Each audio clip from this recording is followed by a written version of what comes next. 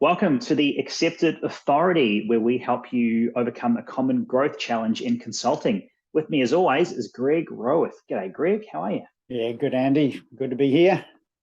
Absolutely. And great to have you listening or watching. Now, today's topic, we're going to talk about how to explain what we do in a more meaningful way.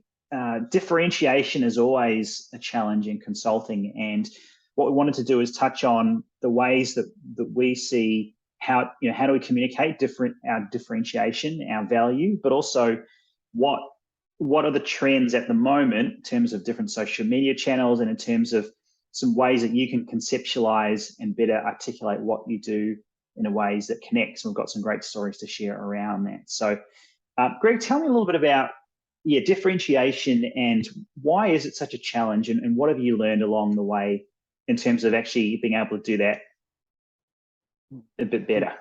Yeah, it's a very common challenge for professionals, consultants. Often because of our history, I guess, where we've defined our roles by our title. We're a consultant. If someone asks us in a networking meeting, what do you do? Well, I'm a consultant.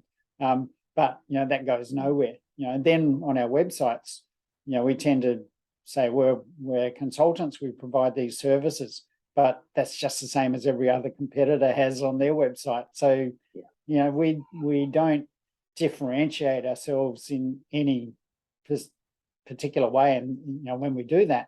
So really the key to differentiating ourselves is to be able to explain what we do in a way that is relevant, first of all, to our ideal clients, and is able to connect with them so that they can trust our message and ultimately understand the value we provide to them. So being able to articulate that in a concise way is really important to get our message across. So, and a lot of consultants struggle to do that because they haven't really gone through the process of pinning it down and being able to describe it that way.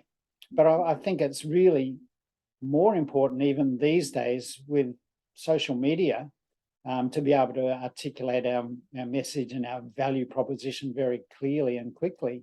And that's an area probably you've got more experience than me, particularly with things like TikTok. So what's your experience of how to differentiate yourself as a consultant on social media?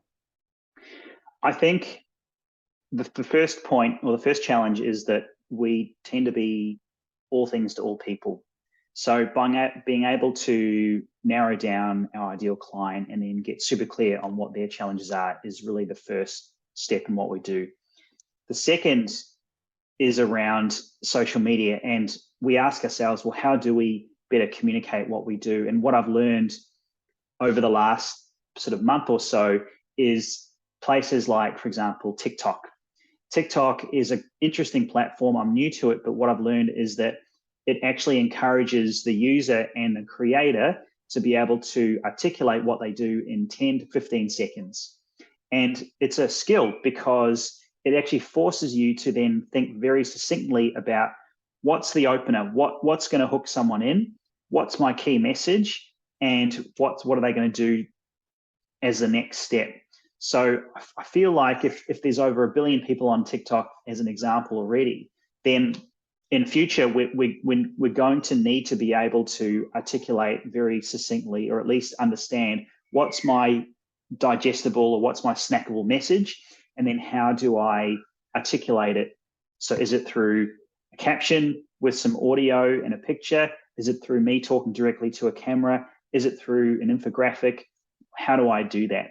So I think that's the first thing. And when you look at LinkedIn as an example, there are the platform has some amazing ways to be able to do that. Now they're rolling out LinkedIn audio events, which means that you can run a live stream essentially, but it's an audio event. And I'm keen to do that with you, Greg. So watch the space, listeners and watchers. We'll do one over the next few weeks. So again, it's just getting you to think about the old way of thinking, a PowerPoint slide, a big long website, big long blogs isn't necessarily going to get cut through in this new digital economy. What's going to get cut through is your understanding and your ability to be able to communicate very succinctly about the value, who you serve, what you do, so it instantly resonates with your ideal target market.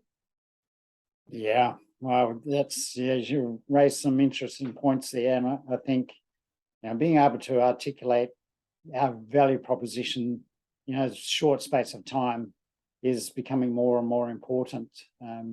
Well, we've spoken about the research that we've seen in terms of the way people, buyers go through the buyer's journey, and how much more they're using social media, particularly, and other internet sources. But social media is a growing trend, where if we're not seen on social media, we're not being seen.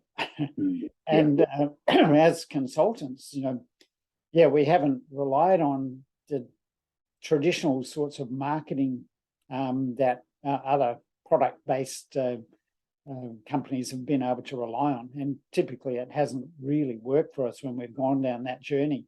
But I think the principles that apply, are merging with being able to utilize social media in a non-salesy way, but being able to articulate our message in a way that other companies have done traditionally, like in 30-second radio commercials or 30-second TV ads.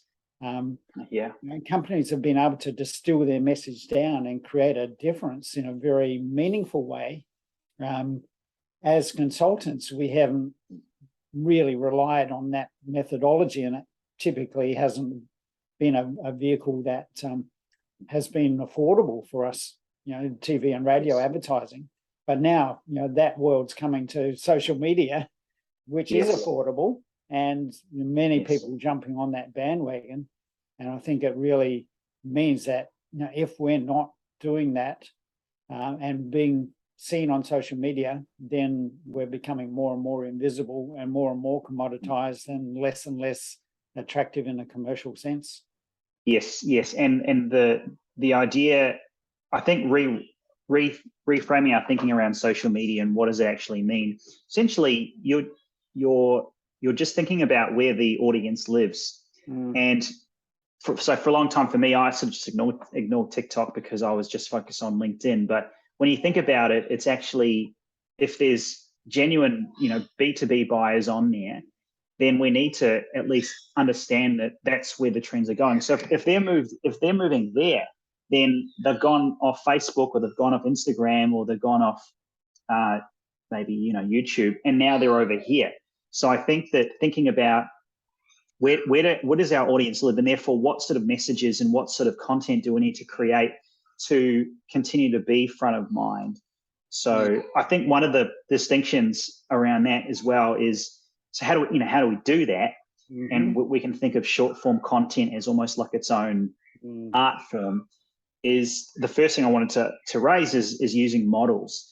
And models, what we mean there is really, it could be shapes, could be sequences, it could be graphs, but essentially, if you're able to use models to be able to get your point across, it resonates because it's visual. And a client this week, we were talking about uplifting and really enhancing the value proposition, I guess their power positioning, which happens next week.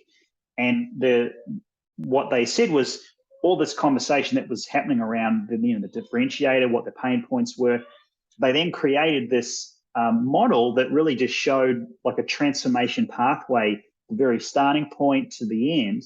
And the client got it for the first time in their business. And of 6 years in business, the client, without having to go through a deep dive PowerPoint slide, was able to then actually go, well, you know what?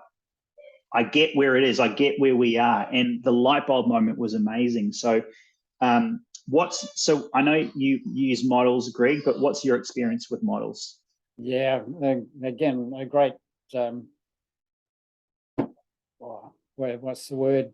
A way to really communicate effectively. A picture's worth 1,000 words. We all know that saying, but that's really what a model can do for our communication.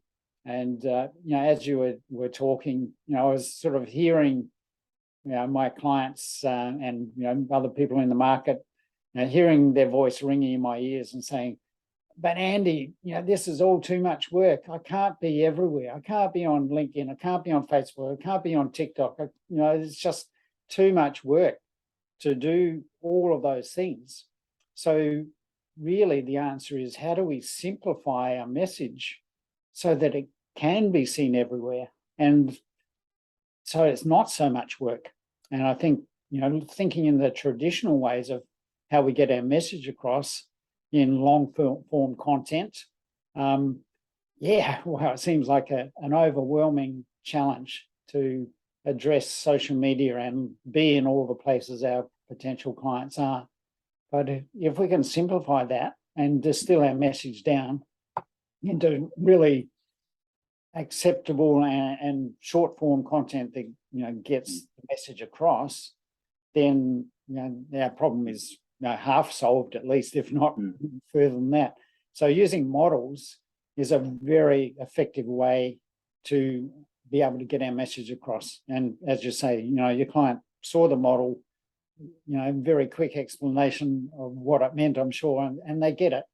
And that's the key. And I think when we look back at all of the successful consulting firms, like, they all have models, the Boston Matrix, the McKinsey 7S model.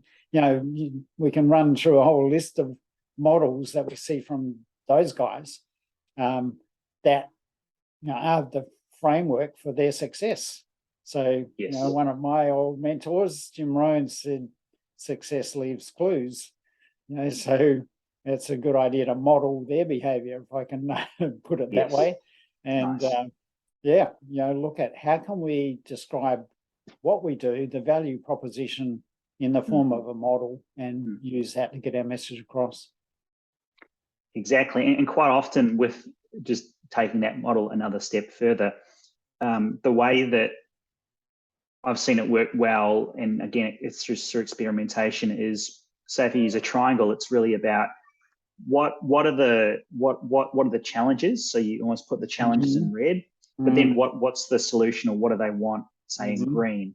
And then if you're able to explain through storytelling, through the concepts around what you want to talk about, then again, it's just getting people to kind of go through that transformation in their own minds. You're not actually saying, well, this is all the stuff that you don't want to do, but you're actually just giving them the opportunity to link for themselves. Because to me, that's what it's all about when we talk about differentiation, when we talk about value proposition. If you're able to create a link or a path for the client to understand, well, you know what, I've diagnosed that this is a challenge for me. And we were talking about it before we jumped on the show.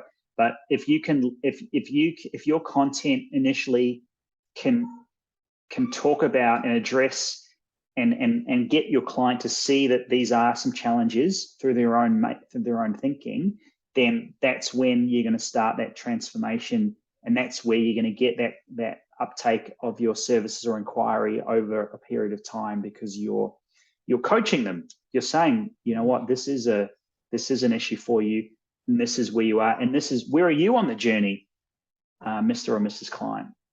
What do you reckon? Is that kind of how you see it too? Yeah, for sure. It's important that we learn to reframe the way we describe what we do in a way that actually gets the message across. One of the most common things I face with my clients is teaching them to decorporatize their language. Don't know whether you've come across this at all, but I think as consultants, we tend to have often come from a corporate background, so we get used to speaking in jargon, use the three-letter acronyms and all of that, which is, in the workplace, everyone understands.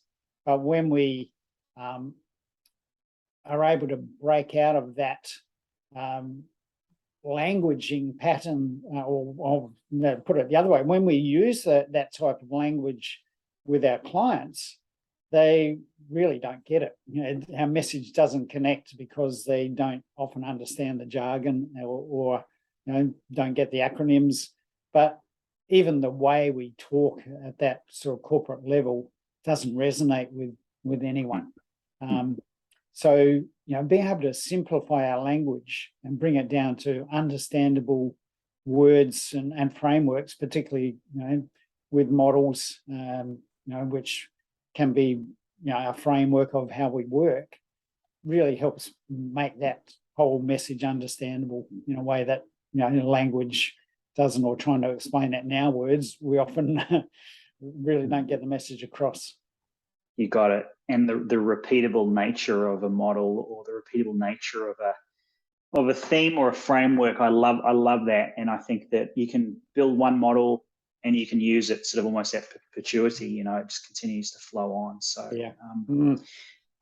This has been great. I mean, is there anything else that you wanted to add, Greg, around differentiation, how to get your point across a bit more succinctly? Do you reckon we'll cover? Well, I think just to finish off, we and you mentioned it earlier on, but I'd like to dig in a little bit deeper. As often as consultants, we try to be all things to all people, and I think really, when we have that approach, we're wanting to maximize our opportunities in terms of the sort of work we can get and work we can do, but really, our languaging in that sort of space is broad and generic, and often we resort to platitudes in our language, rather than being able to communicate with a level of intimacy that our clients need so that they understand our value.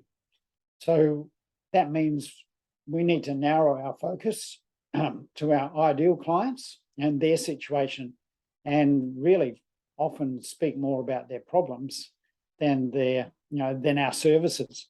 And our solution, the frameworks or the models that we're talking about, really then is able to elevate our message so that they are able to understand it, because we're talking specifically to them, as if they were sitting across the table from us, having a coffee together. Our message should be directed so that they feel like, wow, you're talking to me.